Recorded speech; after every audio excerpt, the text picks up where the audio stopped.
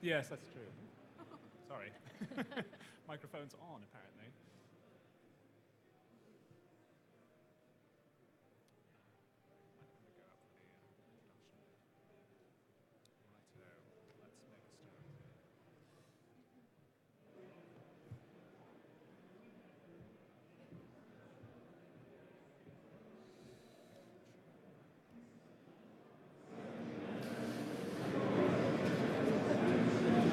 Okay, I think we'll get started. Thank you all very much for coming along on this lovely Thursday, very air-polluted morning. I don't know if any of you came up on the train, but it was the most extraordinary bit of rural England that I've seen in a long time. I'm originally from California. My dad lived in LA for years, and whenever I went down to visit him, I would see the sort of cap of smog over the greater LA area and think, I'm going to visit Dad. And when I came into Birmingham, I had this weird sort of childhood, what's going on? You know, is this LA? Anyway, hopefully the Sahara will give us some respite in the next couple of days and we can have a nice weekend. But I'm here to talk to you today about turning resource efficiency into competitive gain. And I've got a great panel who is going to join me to do so. And I'm also reminded by my notes that I'm supposed to talk about Resource Revolution, which is the piece of work that Edie is doing on this whole area. Very interesting report, and I think they've got the tone just about right. I remember in a previous session that I chaired, we talked about revolution and had a slightly sort of Che-style revolution thing going on.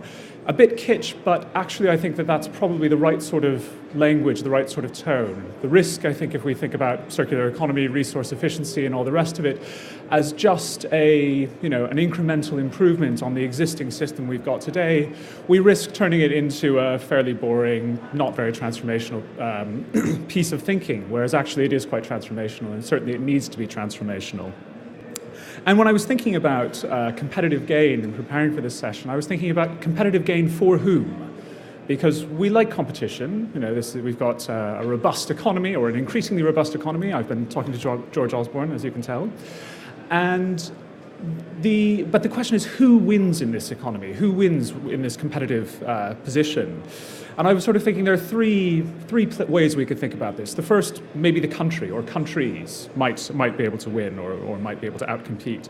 And this reminded me, very conveniently, of a recent piece of work that Green Alliance has done called The Great Resource Price Shock, which starts to, and I only have one copy, I'm afraid, and I don't have any slides, so first person who shouts gets it.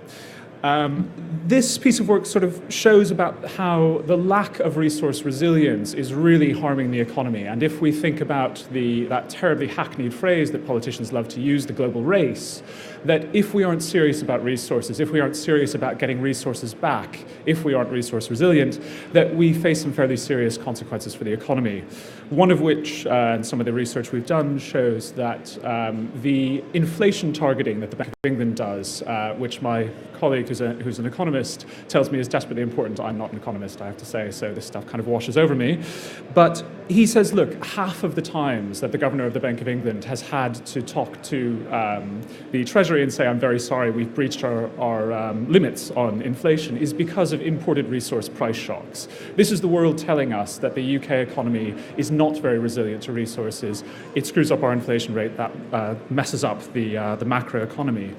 This also happens at a personal level, though. So we ran the numbers, and it turns out that real earnings over the last decade, from 2003 to 2013, would have actually risen if we hadn't had these imported resource price shocks, whereas in fact they fell. We're poorer as a nation. Our wages are lower today in real terms than they were in 2003. These are fairly serious consequences, and that's why I think in a way the spirit of revolution, or at least serious thinking that is more revolutionary rather than incremental, is the sort of thing that we need to be getting ourselves towards. And then I thought, what other sorts of things have competitive gain? What are the sort of actors? And I thought multinational corporations. These are the big beasts of the economy, and certainly the work that we've done suggests that most of the circular economy activity that's happening, most of the resource efficiency activity that's happening, is being led by really large multinationals.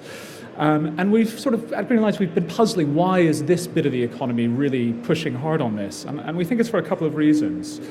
Firstly, resource efficiency and circular economy thinking ticks all the wrong boxes for finance. It's it's high risk, it's high capex, it's unknown technology and unknown business models. So those people who we see leading in this area are in a way revolutionaries. They're led by gut feel. So I remember having a chat with M&S about the work that they've done, and they said, look, it was an article of faith when we started our campaign for better resource efficiency and environment, and it was only after we did it that we found, gosh, this actually makes money and drives growth and does all the sort of normal things that you would want to do as a company. And we've heard a very similar story from Interface, for example, who was very sort of ethically led, a punt out there, a revolutionary ideology even, that eventually got them to become more resource efficient. I think they've cut their CO2 emissions by 95%, something ridiculous like that. I mean, wonderful, I'm an environmentalist, but you wouldn't have thought it was possible that a major manufacturer could do this, but they can. And it's because they've had this sort of very revolutionary, very forward-thinking reason. And then I guess there's the question of SMEs. And that's the area where I think the thinking about resource efficiency and the circular economy is least well developed. Most of the SMEs that I speak to personally, and I'm not the only one, the European Union recently produced a report saying basically SMEs don't even have the information they need to become more resource efficient because they're too busy trying to focus on their core business and don't have huge teams of people to think about resource risk and to think about circular systems and all the rest of it. The only SMEs that are really in on this space are the real disruptors, companies like Lyft that provides car sharing services, disrupting some of the taxi industry. I mean, we used to call it car sharing a decade ago. But this is the sort of thing where SMEs are actually having some activity. But I think there's a real risk that we do leave SMEs behind. And all of this makes me think there's something else that's going on underneath this. It's about power. Who has the power to compete most effectively in the resource-constrained world that we're seeing? And I'm not going to wax too lyrical on that for too long because we've got a great panel who will talk about that. So I will introduce them in the order they appear from closer to me to further away. We have Chris from Seymourpowell, who I think is coming here to talk about design. And I'm reminded that 80% of product environmental impact, and probably quite a lot of cost as well, is sort of locked in at the design stage. So if we're going to be more resource efficient, if we're going to get the materials back after their first use, or indeed get products back, we have got to involve designers and put them really in a sort of central point in a circular system. We have Liz from RAP, who I think is a guru of all things resource efficiency. I didn't check that term with her, but I think of her as a guru. She's going to talk about RAP's unique insights that they've got from working very closely with lots of different companies across all sorts of supply chains. I think RAP is a treasure trove of information that we would all do well to listen to and learn from. And we have Susanne from EEF, the manufacturers organization. And I think that manufacturing in this whole debate has kind of been the canary in the coal mine. When I look back at the debate over resource efficiency and circular economy, it was really manufacturers that started several years ago saying, whoa, guys, something is going on with the world economy that is starting to make our lives really difficult. Prices are rising, resource risks are rising, hold on a second. And they've also been some of the companies that are beginning to give us some examples of how to get round these sorts of problems, how to adapt, how to become more resource efficient. But I'm not going to steal her thunder because she will tell you all about that.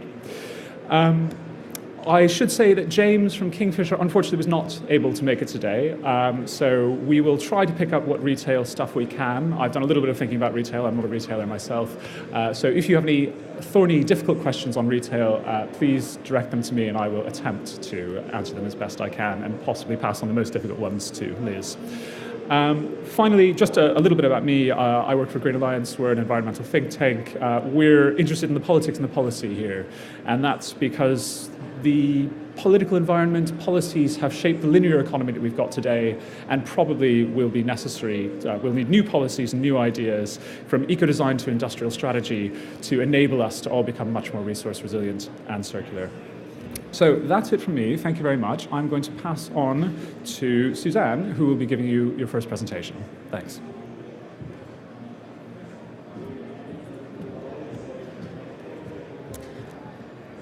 Hello, good morning. Yes, so thank you so much for inviting me to talk today. Whilst resource security may not be getting the headlines that it did a few years ago, we think it's very much still on the agenda.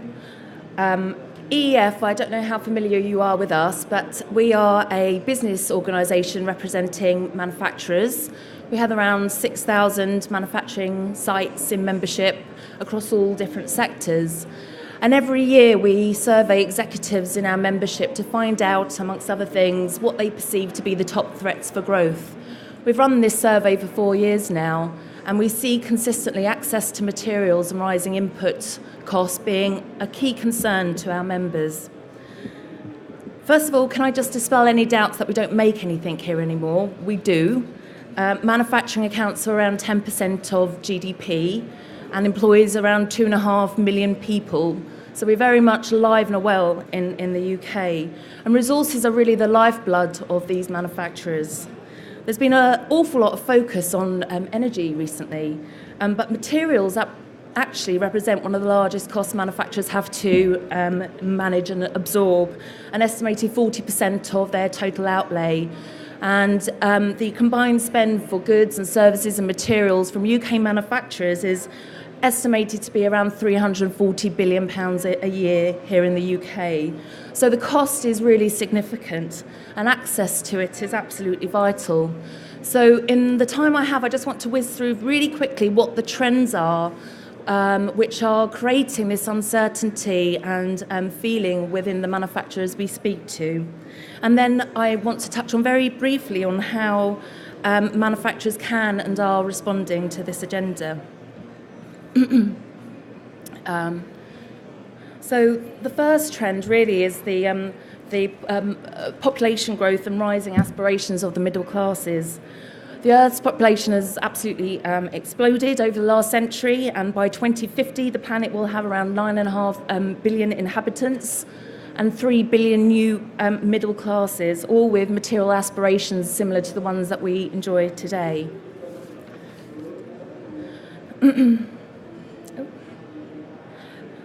Sorry. The second is climate change and expectations of increased water scarcity in future. Supply and use of clean water are currently imbalanced, and without correction we could see around 4 billion people, approximately 50% of the global population, facing severe water scarcity by 2050. The link between water and agriculture is obvious, but water is also a key input into mining, and water availability or lack thereof is already becoming a bottleneck for some mining and power operations. And indeed what we're starting to see now is the costs of materials, water and energy being increasingly linked. And the prices and volatility of these different resources have been displaying an increasing level of correlation over the past 3 decades. And that correlation is now higher than it has been at any point during the last century. Oops. The third is land availability and competition for land. And since the 60s, the amount of arable land per capita has been on the decline, and land availability is becoming now increasingly of concern as we seek to feed more people and use biomass in more and more ways. And finally, geopolitical dynamics. In the EU, we're increasingly dependent on imports of an exotic basket of materials that feed the advanced manufacturing sectors that the government is actually nurturing through its industrial strategy. China is the leading producer of 6 of the 10 mineral raw materials which can be considered to be the most monopolised in their production. And it's not just mining or extraction either. The processing experience and expertise, which is really difficult and expensive in things like rare earths, has become absolutely concentrated in China. And obviously rare earths has dominated a lot of the discussion in recent years. There was a ruling last week from the WTO following a complaint from the US, EU, and sorry, I can't remember the third, but anyway, the WTO ruled that the export restrictions on rare earths that China had been putting in place were actually illegal, but we've not really seen the response to that ruling yet, and I think we can expect them to see them encourage their own manufacturing base to absorb a lot of the material that they have access to. And that's of a concern to us in the UK because rare earths are used all over the place in a wide range of consumer products. Advanced manufacturing, energy technologies, and modern electronics all depend on these materials. And rapid technological change in one sector could lead to shortages and competition with another sector. And there's an example, for example, where carbon fibre demand could reach around 600 kilotons, around 20% of the current demand, creating bottlenecks in the automotive supply chain and potentially creating competition issues with sectors such as aerospace. So what does this mean for manufacturers? There's been loads of reports in this space in the last couple of years. We're not short of reports, but there's two, I think, which are definitely worth highlighting, which I don't think got as much prominence as they probably deserve. The first is a report that was published last year by the Government Office of Science. It's their Foresight report into the future of manufacturing, and it was a 2-year project that brought together around 300 businessmen, people and women, experts and policymakers to really set out a vision for what manufacturing would look like by 2050 and identify the challenges and opportunities on that path. And what they came to, their conclusions were that manufacturers would be forced to embed resource efficiency and productivity in the short term, and in the medium term start to experiment with new systems, and then in the future start preparing for resilience in the medium to longer term. So it was very much a focus on embedding resilience. But this isn't just a space where manufacturers can build in resilience to some of the resource risks that we foresee. There is definitely scope for increased profits, and this was a report that was published last July by Lavery Pennell, 2 Degrees, in the Institute for Manufacturing. And it's one of a number of pieces of work that are starting to come out to highlight just how valuable a focus on resource productivity can actually be. And they came to the conclusion that by deploying incremental improvements, process and system improvements and structural change and core redesign of the business through circular resource use, efficiency improvements, packaging optimization, transport efficiency and supply chain collaboration, manufacturers, and they say this is a conservative figure, could seek to accrue around £10 billion of additional profits a year, with an associated reduction in greenhouse gases of around 27 million tonnes. And this would generate around over 300,000 new jobs, largely around remanufacturing. So I just really want to very briefly sum up in highlighting how some companies are already responding very strongly. Some of the actions that the Government Office for Science foresaw in the medium to long term are already being pursued by some of our best manufacturers in the UK. And here's just a handful. I mean, CAT is often the example held up on remanufacturing, and they're very famous for their CAT reman model. They remanufacture engines and a lot of MOD equipment from their site in Shropshire, and are very profitable from that bit of their business. Rolls-Royce is another very famous example. They don't just sell engines, but they sell power by the hour, retaining ownership of their engine. And they're rolling out at the moment a program called Revert, which will keep and retain the metals that they use, and with a collaboration with a recycler, ensure that those metals are recycled close to site and then brought back into site for them to use. With obviously they're focusing on the most valuable and resource insecure metals that they need and depend on for their engines. British Gypsum's another good example, and this was very much driven actually from a prospective ban on plasterboard to landfill, and they now have a increasingly closed-loop model where waste plasterboard, they mine gypsum from their sites, they make it into plasterboard, it goes out, and then they bring back the waste plasterboard, grind it up, and then put it back into their process. The picture here on the far right is Reco's manufacturing site in Telford, and they recycle and reuse, remanufacture around 200,000 products every year in the EU. And it contributes to around 20% of their business here in the UK. And they are driven by a overall target to reduce new inputs of resources by 25% by 2020 and a staggering 87.5% by 2050, which is really astonishing in its ambition, I think. And we're now starting to see we're now starting to see automotive sectors also setting out their stall here. So JLR announced recently that their new manufacturing site in Wolverhampton will start to explore remanufacturing. And Toyota is about to embark on a new project which will bring together its whole value chain to understand how it can ensure that resources are kept in circular use and brought back to their production facilities for them to use in their their products, ensuring that they have resource security in future. So there is some strong examples of things that are already happening in some of our leading manufacturers, but these tend to be under the radar because they're business to business, and the challenge really is how to move it into the wider market. So that's it from me for now. Thank you. Thank you very much, Susanne. I am struck again by, we didn't actually plan this beforehand, but I'm struck by you saying how manufacturers are already starting here and already taking up some of the resource efficiency and circular economy opportunities driven by targets and material security risks. So we'll come back to that in the Q&A. But at the moment, I'm going to hand over to Liz, who will talk to us about RAP's experience on the circular economy and resource efficiency. Thank you. Thank you very much, Dustin. And hopefully I'll be able to build a bit on some of Susanne's great examples there of businesses who are doing something about making their businesses more circular.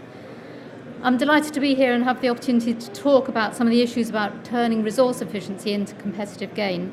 It really does feel as though it's a complex issue that we've been grappling with for some time, but still very little evidence of it actually happening on the ground. How do you turn that theory into reality?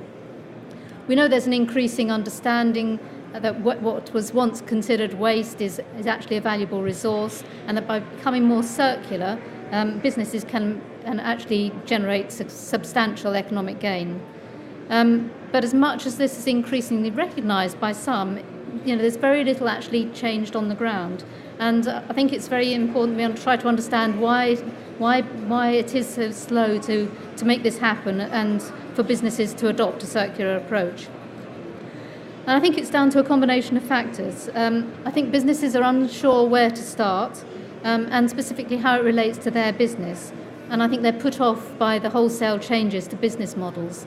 And maybe too there's a perceived lack of customer demand for change. But our research shows that that's not necessarily true. But it's still very understandable that there's a lot of scepticism out there. So there has been lots of talk about circular economy, but little evidence of it happening. And I really think there's a danger that the momentum that we've built up and the awareness we've built up could be lost. And I really think that would be dreadful, it would be a crying shame, and we mustn't let it happen. So I'm trying to make sure that RAP at least plays its part in making sure that we don't lose that momentum. So today I'd just like to briefly talk about practical examples of how to build the business case for individual businesses and how to make it relevant for individual businesses. Give some practical examples of where it is happening on the ground, and then talk a little bit about where RAP fits into all of that.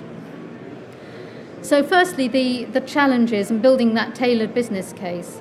I recognise that the idea of changing a business model is daunting. I mean, it's been described to me as it's actually quite frightening to think about changing your business model.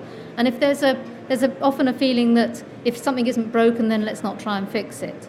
But the trouble is that the linear approach of make, use and throw away is going to become a millstone around businesses' necks. It is an unsustainable model, and it will only undermine future business strategies. So it does need addressing. And for me, it's clear that the circular economy model is part of the solution to future-proof businesses. So regardless of whether the sun's out shining or whether it's not, it is now the right time to try to make the changes for tomorrow. And for those who are making the decisions, about their future strategy, I'd say this: think about your competitors. Can you afford for them to steal a march on you on this? I was reminded by the comments of Sir Ian Cheshire at last month's resource event, where he was asked about the potential disruption of a circular economy model. And he said simply that he would prefer to disrupt his own business rather than have somebody else do it to him. So think about it. Are your competitors rethinking business models to produce products as services, remanufacture products, do product trade-ins? Whatever the approach, there are a wealth of different approaches, circular economy approaches, open to businesses. And wealth is an apt word because there is a lot on offer through job creation and bottom line improvements. Just thinking forward to 2020, our assessment is that there are opportunities for the UK's exports to increase by more than 20 billion, scope for 10,000 new extra jobs in the reprocessing sector alone, and businesses could reduce their costs by more than £50 billion a year. And that's just at home in the UK. The figures are even bigger if you take Europe. And yes, that's all very well, but what part does that mean for my individual business? Those are all macro figures. What about me as an individual business? And that's a fair comment. I think actually that's something that we've probably all missed a little bit. Everyone's talked about very big numbers. The McKinsey report puts out enormous numbers. What does that actually mean for individual numbers? And I think there needs to be a micro proposition and not just the macro one. And also what works for a multinational electronic brand might not be the same as what works for an SME. So it isn't a one-size-fits-all. And it's true also that the barriers vary widely as well. And so we've got to have tailored solutions and tailored business cases. And for some, it'll be about convincing just a single decision maker. And for some organisations, it will be something much bigger. Some organisations may need to rebuild their whole supply chains, and it may involve supply chains outside their control. So you may need to have negotiations with others in your supply chain. And I appreciate too that if it is big change, then that is off-putting, and the opportunities presented by circular economy models are cutting edge, and it means sticking your neck out and taking a risk. And that's very daunting for organisations. But that is also where RAP comes in, and we can help bring different parts of the supply chain together to actually try to help them to unlock the missed opportunities and try to ease the short-term pain so that the long-term gains can be realised. So let me talk about a few examples of success. Take our work with facilities management company Carillion or Bandvalk. RAP worked with Carillion to identify the value of assets that it was discarding. Carillion as an organisation was very focused on its core business of winning and completing contracts, and it really didn't have much focus on the assets it was using and disposing at the end of contracts. When RAP's business case showed how much Carillion could save with a simple asset management system, Carillion started to redeploy assets from one project to another. And in fact, in the first 6 months of doing this, they redeployed 75,000 assets. And we're currently assessing the avoided cost of buying replacement products, and we expect that to be a very substantial number. Bandvalk is a smaller company that sells tyres to haulage fleets, and we've worked with them to assess two different business models. One where Bandvalk would buy back tyres for retreading, and another where they would essentially sell tyres by the mile as a service. And both these opportunities were robust, and we identified the sensitivities that Bandvalk needed to keep an eye on as they were implementing the options and piloting. So using that business case, Bandvalk now has the confidence to pilot the business models with some of its well-trusted clients that it knows well. And RAP's EU life-funded Rebus project delivers bespoke business cases for companies to help them understand how they can directly implement more circular business models. We can support innovation in the companies to identify credible options. We can show the financial risks, the benefits, commercial proposition, and the operational factors that need to be taken into account. We've got a lot of evidence of consumer market interest in different sorts of business models. And this hopefully will give businesses the confidence to try something out on a small scale to understand the model before taking it to a bigger change. So, for example, a large retailer wanting to adopt product trade-in as a business model, start small. Introduce it for a couple of products in 1 or 2 stores or on a web platform so that you can manage it easily, such as Asda's tech trade-in site. And then after a trial period, assess the data to see if it worked. If it didn't, you can always take it back and rethink. But if it did, then roll it out. So it's about being smart about the implementation process to reduce the risks. Now, I've talked a bit today about our work with Carillion and Banfolk. I can also announce today that we've completed or are carrying out projects with a number of other organisations you'll be familiar with. Major national, international companies such as B&Q, Panasonic, Argos and Samsung, and smaller innovative businesses that could provide the next big disruptive innovation to the market, such as iPower. And I'll soon be able to share details about the specific work that we're doing with each of those companies, who are prepared to take those first steps towards being more circular. I'm delighted to say we will also be working at the community level as well, and we'll soon be launching a fund as part of England's waste prevention programme to stimulate community innovation and to increase waste prevention, repair and reuse.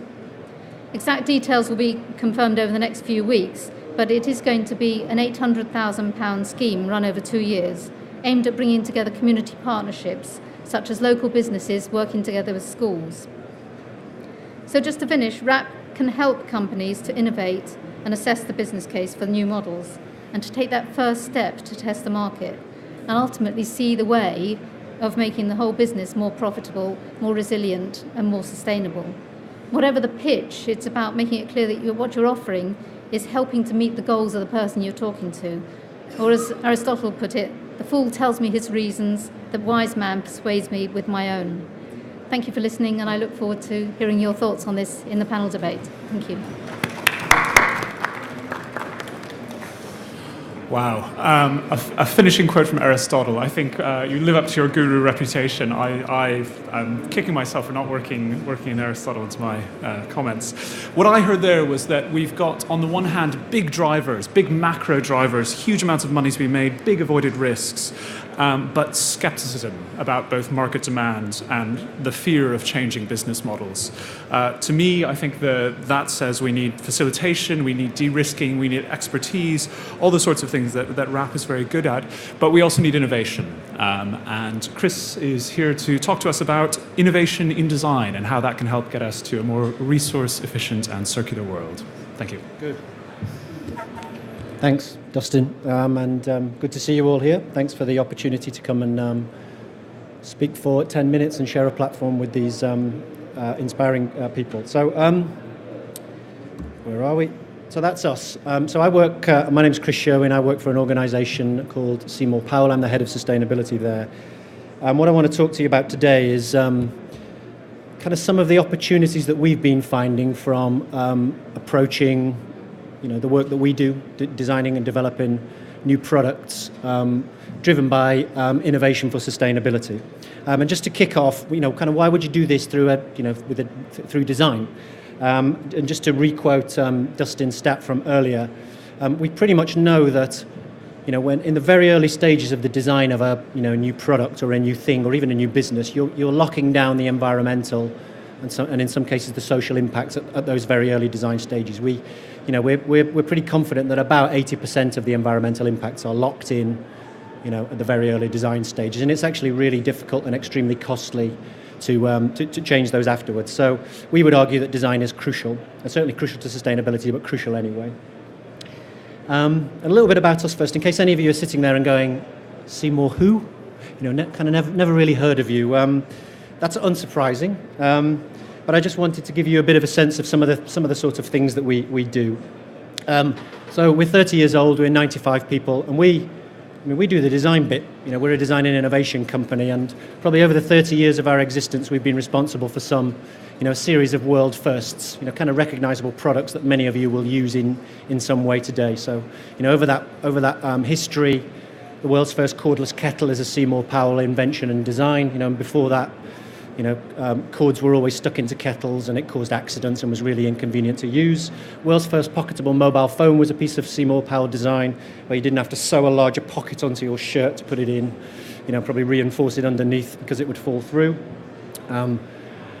The Virgin Galactic is a Seymourpowell piece of design, and I won't dwell on that in a sustainability conference, and hope you don't ask any tricky questions about that afterwards. The next one we're a little bit more proud of in this context. We actually designed the world's first fuel cell powered motorbike a couple of years ago for an entrepreneurial outfit in Cambridge. It was purchased by Suzuki and is just about to be launched later this year. So we've got a bit of a track record of designing and developing breakthrough innovation. And again, if you're still trying to position what we do in terms, why would these guys work on sustainability and resource efficiency? And I guess when I come to events like this, there's almost probably on some other, presentation somewhere today, you'll see one of those slides that's got a landfill or a waste processor with a ton of products there, often electronic or packaging. And I often think that if you looked very carefully, somewhere in those enormous piles of waste, there would have been something that we will have worked on over the last 30 years. And I don't say that with pride. Obviously, what we're trying to do now is build those considerations into the front end of design and effectively try and, build in those factors as design issues and design out the problems from the get-go. So that's us. What's our view on sustainability? It's not all that we do. We do mainstream design stuff. But actually, we're very eager to apply our, innovation and design expertise to sustainability problems. And actually, we see it as a massive driver for growth and innovation, and just a brilliant new set of, levers, to view and rethink and reinvent products, services, businesses, and behaviours. So, massive opportunity for innovation. But what I thought I would do today is, this always makes sense when you talk about kind of a real example, a real case study. And I wanted to share with you some of the work that we've been doing over the last year from the glamorous world of recycled paint. Now, I promise there's some elements of this that are genuinely going to excite you. But we've been working as part of a consortium. We almost always do projects for clients. And the guys that we've been working with on paint recycling and we'll continue to work going forward. We've been working with AkzoNobel, and if you don't know those guys, they're the Dulux brand. Working with a couple of entrepreneurs, but chiefly with an entrepreneurial outfit, a paint recycler called New Life Paints. And actually we provide the design and innovation expertise. And just again to picture, it's fairly obvious some of the issues, around recycled paint. But I just want you to picture this, right? Hands up in their garage or shed who has some waste paint in the audience, if you have a garage or shed, by the way. Well, most of you. Well, I guess if I'd have broken into your house while you were here, or broken into your shed or your garage, I'm likely to find 17 half empty or unused tins of paint there. The average UK household, 20 million UK households, I've got on average about 17, 18, 16 tins of unused paint. And of course you could think, well, what a waste. I've bought that, I've been cheated by Dulux. But actually, it's wasteful, and in the end, that's likely to end up as landfill or incinerated. But obviously, that's a fascinating opportunity. And in a sense, it's a missed opportunity for somebody like Dulux, who've just experienced a rise in the price of raw materials like titanium dioxide over the last 2 or 3 years of roughly about 60%.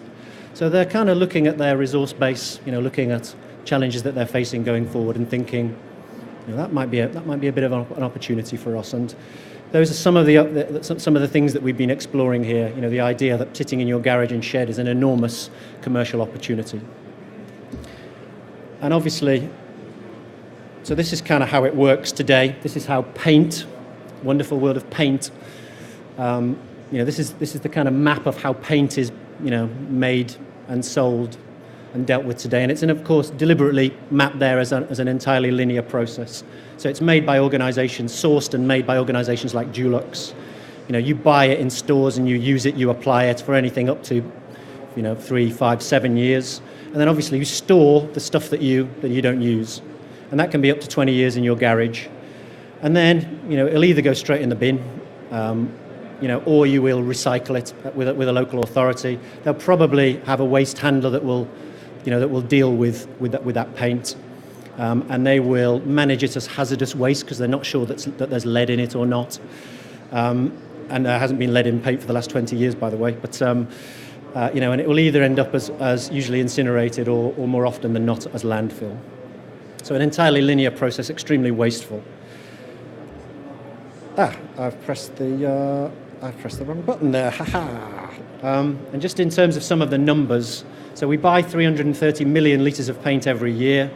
It's actually 56 million litres are, kind of go unused. So it's about 15% of all paint purchased isn't actually applied to walls or whatever it is, skirting boards or the 17 tins I've already talked about. And there are some systems to collect this. Community Repaint runs a really fantastic one, but they're way below 1% of paint being collected and reused. So there's an enormous waste, but actually an enormous commercial opportunity there to recycle all of this stuff.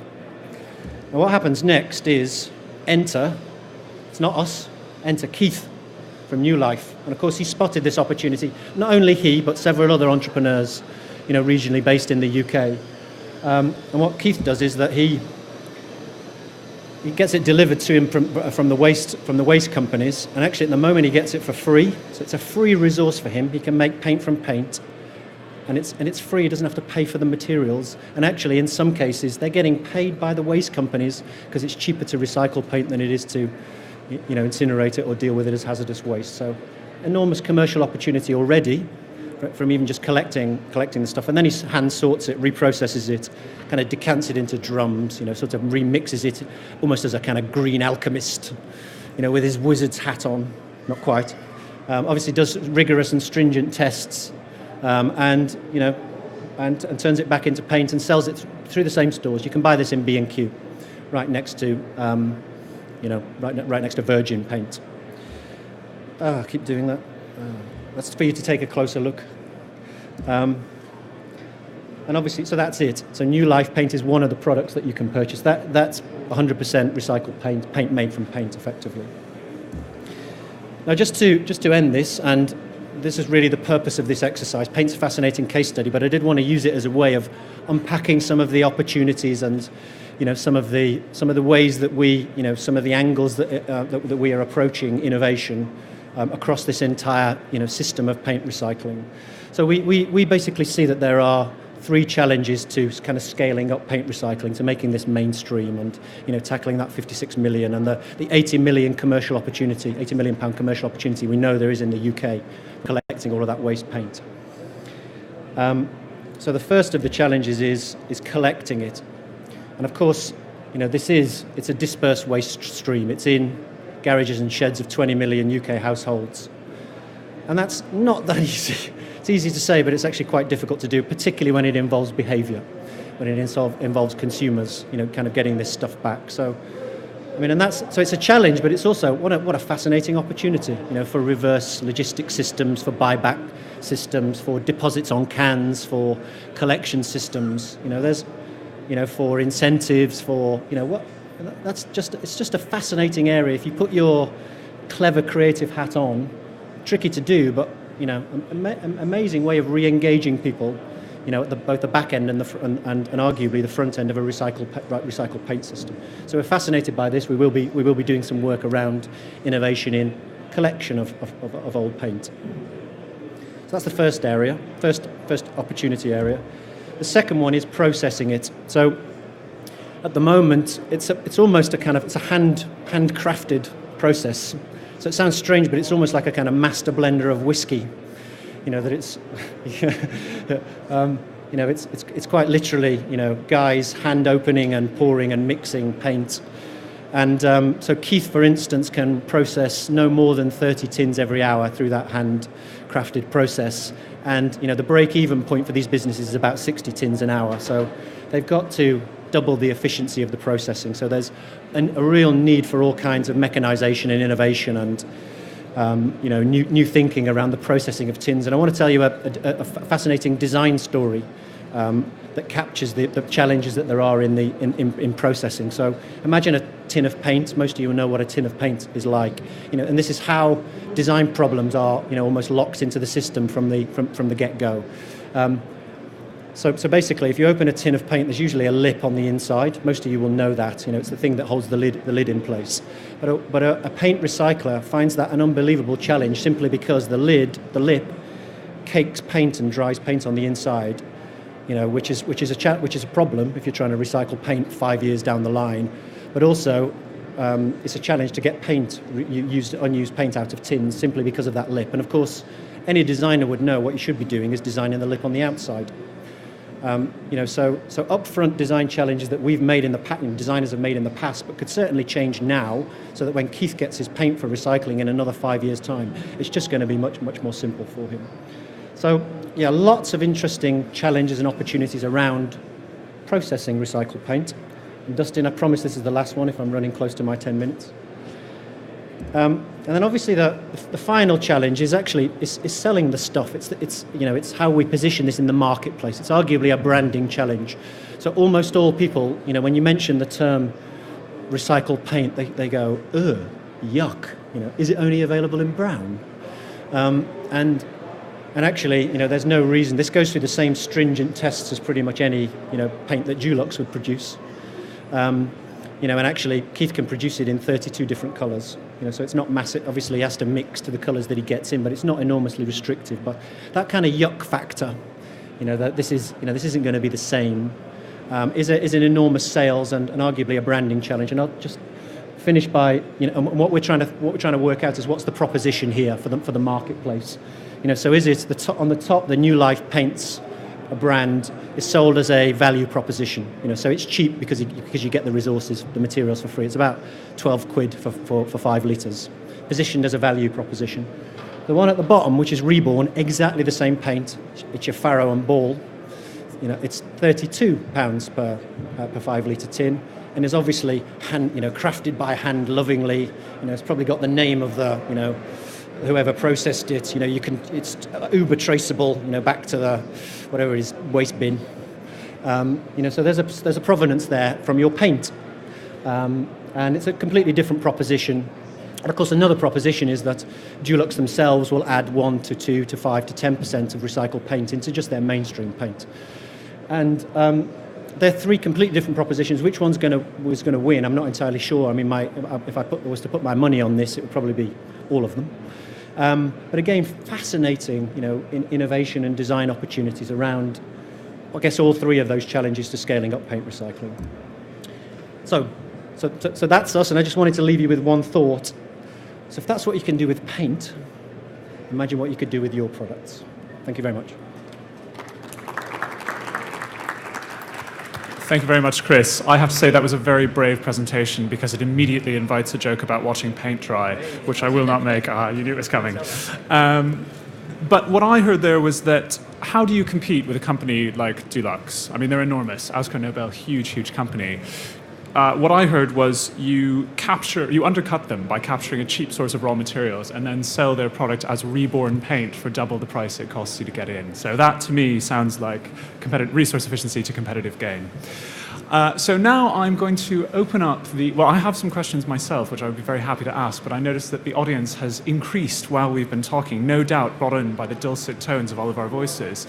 So I want to give you guys an opportunity to ask some questions of the panelists. And so raise hands if you want to, or if you are chancy, then you can let me ask questions, but, we'll see how that goes. I saw a question over here, a gentleman in the yellow tie. Hello there, thank you. All for all of that. My name's Richard Bruin from the Ministry of Defence. I've got 3 questions, if I may. One's fairly straightforward, and that's on the list. You quoted China 6 out of 10. There are various lists and various ways of working them all out, and I was just I came in late, so apologies. I was just interested which list that was, please, because the EU have a list of 14, and Yeah, that was. Is that working? No, you don't. That was the EU Critical 14 list.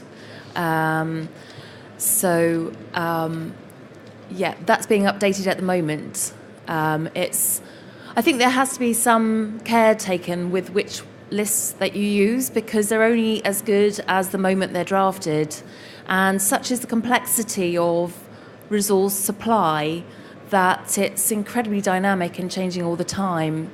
So for companies to assess their own vulnerabilities, you kind of really need to kind of look inside, look at your supply chain and understand where the risks are from you, for you, and the EU Critical 14 list might be a starting point, but it shouldn't be used exclusively, I don't think. Do you want to ask your other two? And the second question was about supply chains, actually. And Liz, you mentioned about supply chain remapping. Certainly for the Ministry of Defence and others, that's an enormous task, enormous undertaking, massively complex global supply chains. And I was just wondering if you had, it's something that we want to look at, but I just wondering if you had any advice as to where we might start, please. And before you come in, could you ask your third question as well, so we can get other... The third question is, I'm going to ask the awkward question about Virgin Galactic, because obviously we have big bits of kit. And I'd just be interested to hear more about it. So... Okay, Liz. On the supply chain mapping, I suggest we come and talk to you, because we have done some mapping with some of the major retailers who also have very complicated, extensive global supply chains. So very happy to come and talk to you and follow that up. So I'll give you my card. And Virgin Galactic, you've drawn the really short straw here, haven't you? Hello. What is the awkward question, by the way? So I don't know that. No. Okay. So no. We worked on. Well, I guess we technically call it the interior and the experience. So we're not NASA scientists, but we do know how to do various bits of transportation design. It's not a sustainability project. We also do mainstream design and innovation projects. Branson came to us and asked us to. Actually, I'll tell the full story if that's what you're interested in. So basically, Branson has obviously got the Virgin Galactic as a business, but and is going to sell seats into space, traveling into space, $250,000 per seat. And of course, because it was an abstract concept, he was really struggling a little bit to sell them. Nobody could understand what they were paying for. So he asked us to, could we tell the story in a more convincing way? And we designed the experience and the service, which won't mean an awful lot to you guys, but produced a kind of fantastic movie explaining what you got, and he sold all of the seats, and secured all of the investment to carry on the business. And I believe Virgin Galactic is kind of due to pilot with the spaceship probably next year, I think. So the next time you guys launch a satellite, you'll want to talk to them about making the inside cushy and exciting. We've got another question from the gentleman here in the stripy shirt. Yes, I've got a question for Chris, a bit more aimed at sustainability though. I know that in the past you've done workshops on design for disassembly, and I'm aware of the great story around photocopiers and RICO that was mentioned earlier, but I wondered if you had any good examples from Seymourpowell's back catalogue where you've actually considered design for disassembly in an existing product in the market. Before you come back, the lady behind you has also raised her hand. My question is slightly different. Obviously, Dustin, a while ago you said that people were really scared of being an evangelist if they hadn't perhaps got any data or information to back their ideas upon. Where I'm sort of seeing opportunity is looking at cognitive systems to actually start to collect an awful lot of data which is actually there, so that we can start to future-proof the way we go forward with a lot of our activities. The cyclical economy could then be actually justified and de-risked using the data that we already have, and putting it in an order that makes logical sense, to look at long-term planning and resourcing. It's all there. It's the famous jobs joining the dots, is my mind. Liz touched on it a bit herself, and I think that's something which I'd love this panel to comment upon. Have you started looking at data to actually start producing logic as to the circular economy and justifying where we want to go in the future? Thank you. Do you want to come in on the design for disassembly? So, it's difficult to explain this case study without showing you the images. And I'm aware that it's a design geek. I believe you work in design too, talking to another design geek in the audience. So I'll try and do this quickly. So I guess we probably don't pin our colours only to the design for disassembly mast. I think what we would try and do is work out what's the most relevant sustainability or resource efficiency problem for the project that we're working on. And often it's not designed for disassembly. It might be energy efficiency, or it might be lightweighting, or it might be kind of various other things. So, we've probably not got an enormous amount of design for disassembly, but I would probably argue that that's because it's not that often a factor in the projects that we're working in. But the one that certainly comes to mind is a shower that we designed for Aqualisa probably 3 or 4 years ago now, and and it's a digital shower. And essentially what we did was, and this was almost entirely a user-driven insight which has sustainability benefits connected to it. So we, whenever you go in the shower and you kind of turn the shower on and do that strange dance of, it's cold, before the water gets hot. So we actually took the controls and put them on the outside. So as you're about to walk into the shower, you can switch on your shower, it can warm up, and you can program it to the right temperature. So, of benefit to consumers, but what it allowed us to do was to take separate the brains from the plumbing. And that was brilliant for an installer, because a plumber can now install it much more quickly without having to cut out an enormous channel and cut to replaster and retile. But it was also brilliant for repairability and service. So you didn't have to take all the guts out to replace one bit. There was 2 separate parts. So that's just a project where probably less designed for disassembly, but certainly designed for repair and upgrade, and serviceability was a quite important factor in what we were working on. Enough about showers. And paint. Susanne, do you want to talk about data? Yeah, okay.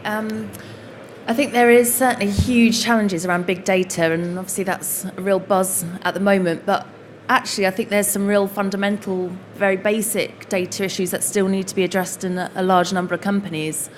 So one thing we see very frequently is the sustainability teams within companies owning and monitoring waste output, but really having no view and access to the data in regards to materials coming in and the price that's being paid for those materials through the procurement teams.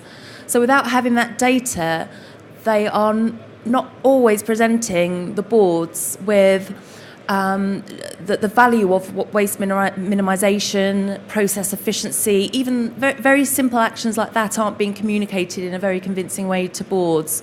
And there is a clear disconnect between those very important bits of data. So there's still a lot of work to be done internally just on basic use of what data is already being obtained. And once the value of that data can be communicated more effectively to boards, I think then you can start to then build a convincing case for why this matters and why keeping materials in circular use has benefits. Thank you. I'm going to pass the question to you, Liz, as well about data, but I want to sort of play it into a wider question because we're starting to run a little bit short of time. And that's, how do we increase the rate of take-up of circular economy things? I think that's what we're hearing about data. If we had more data, if we had more readily processed data, people would pick this up more quickly. It seems to make sense at a macro level. So what do we do to increase the rate of these take-up of the circular economy? Well, I think it is about getting more examples out there that actually where it has happened. You're right about the data, and the Rebus project we're working with individual companies, and what I'm hoping it will show us is what are some of the common trends and common threads that all companies will find beneficial, because we're doing it case by case, and gradually over time we're finding out actually everyone needs to understand this particular aspect. And once we have that picture, then we can communicate that a bit more widely, and then we can actually get more of a snowball effect, I think. But this is a long game, and it's not going to happen overnight. But I think building those initial examples and then getting the trends is the way to make it happen. Any more questions from the audience? I think we've got time for one more. There's a gentleman in the corner with his hand up. Hi there, Sam Haig from Axion Recycling. So just sort of concentrating on Susanne's talk, but it could be a bit of a design for recycling question as well. One of the sort of messages that came out is a lot of this circular recycling is sort of business to business work, and I was wondering especially in sort of the area of CRMs and PGMs, that kind of thing, and rare earths. How does it work on a business-to-consumer scale when you have, say for instance, an automotive vehicle which has all sorts of rare earths and CRMs all over it in lots of disparate locations? When that goes out into the consumer market and 10, 15 years later comes back, how do you ensure that you get all those materials back? And that's something that we're really interested in. Like I say, it's a design question, it's also a reverse logistics question and a recycling question as well.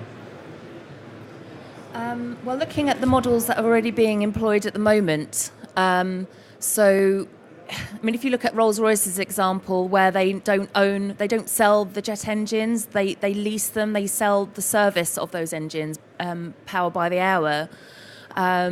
With a kind of rise of Zipcar, maybe these more service-based models are the way to retain ownership of the materials, but still ensure that your customers have access to the services that they need from it. But obviously that requires a massive change in how people perceive and there's, I know in New Scientist, the most recent edition, there's a whole wealth of articles about the psychology of ownership. So I think there's a clear issue there that brand managers and marketers need to kind of grapple with around that. The other model that works is the CATS reman model, where there is a value attached to, or a deposit against each of the engines, which are returnable once it's returned back to the dealer. But they managed to make it work because their dealership network is vast and they have the reverse logistics to get it back to site in a cost-effective way. So providing, if there's an incentive like that to bring it back, and then you can crack the reverse logistics, which is clearly a kind of a big challenge, then that's another possible model that could be used. Some of the organisations I mentioned at the end of my talk are really trying to start to tackle that business-to-consumer angle. And one of the reasons it's taken so long to actually be able to talk about some of those projects is because there's a lot of concerns about how the consumer whether the consumer will accept the different sort of business models. So, I'm hoping that those projects will actually start to address that issue of how you engage the consumer in this whole discussion, because the consumer at the end of the day has a huge part to play in this. And yes, we can make it work business to business, but we've got to tackle the business to consumer angle as well. And I should just say, on this one, I mean, we have the End-of-Life Vehicles Directive, which helpfully gets lots of cars back. And if we had some data about how those cars were designed, I heard a gentleman from Axion talking about how there was some rare earths in a gear shift or something like that they only found out about much, much later on. And their recycling guys had been sort of chucking them in the general recycling, metal recycling bit. And he thought, gosh, if we could get the value of these materials out, wouldn't it make a huge amount of sense? I think all of the information that we're seeing with building information management, where you've got sort of data that goes alongside a product and lives with it over the course of its lifetime, is really exciting. It answers this question about the data question there. If we combine that with a bit of eco-design, making the cars more readily disassemblable, I think that's one way that we get materials back much more simply. But then I'm a policy wonk, and that's a policy solution. So without too much further ado, I'm going to thank you all very much for coming. Thank the speakers for having given us loads and loads of useful insights. And I will just finish with one thing which I've been thinking through the course of this discussion. And that's that I think there are sort of two types of thing that are going on here, and that's not a very eloquent way of putting it. We've got sort of resource efficiency, which is you've got to do it. It's like energy efficiency. If your business doesn't become more energy efficient, you go bust because the other guy is more efficient. And then there's something much more transformative, circular economy, new business models, power by the hour, and all of that. And I think that that's really where the competitive gain will come. On the one hand, you've got to do the stuff that needs to happen, otherwise you go bust. But the big competitive gain is going to happen through those really innovative, exciting, new resource-efficient business models. Thank you very much. Please join me in a round of applause for our speakers.